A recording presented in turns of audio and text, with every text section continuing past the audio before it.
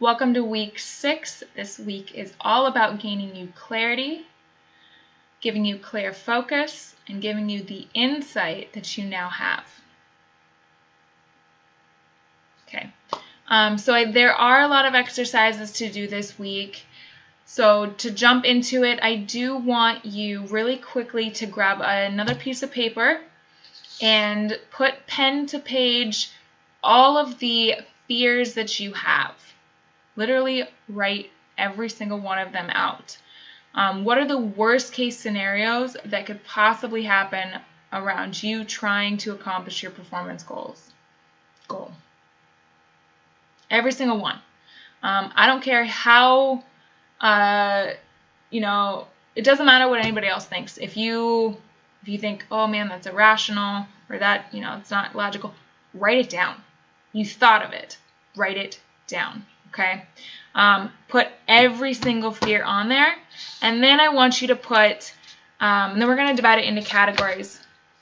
So, and then you're going to move into why you have that fear. So draw sort of 3 lines, okay?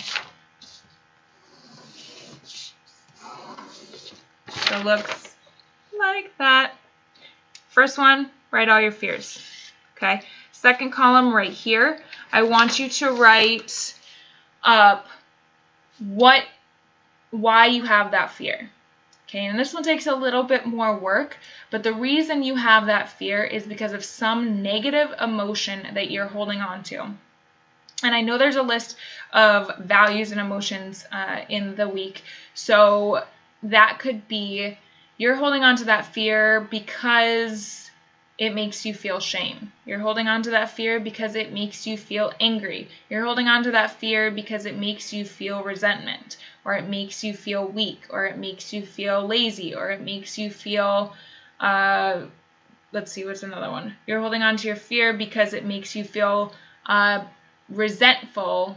It makes you feel regret. It makes you feel...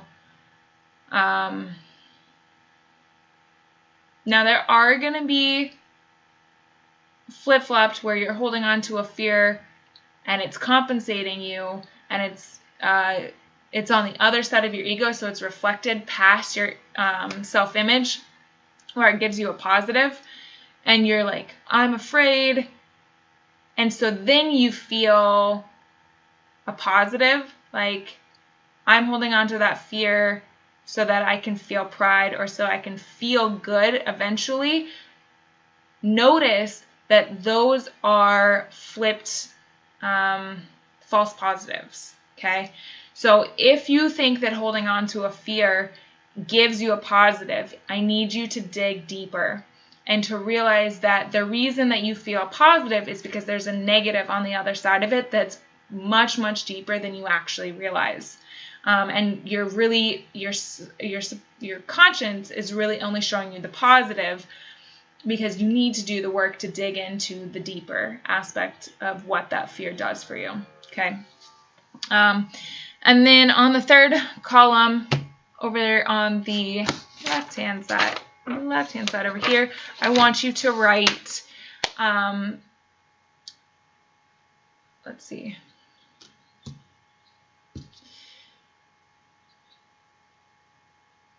How that fear is not actually a part of who you are. Okay, so we've done the fear. I have briefly talked about a self-image, about the shell of an ego, from what's inside of you to what's outside of you. And I want you to take that fear and talk about how it's not who you are.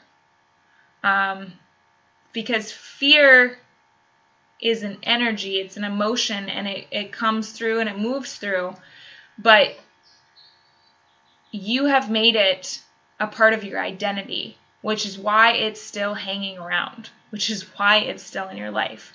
And so you need to separate it from you, and you need to say that it's not you anymore, and that it is just an energy. And I want you to do that in the third column by saying that I am not that fear. because that fear is a part of either something in the past, something in the future, and those things are not a part of you. They're not in the time or the energy that's currently existing. Okay, so go ahead and write that out in the third column, and it can be as literal as saying, you know, X fear is not a part of me because it happened in the past.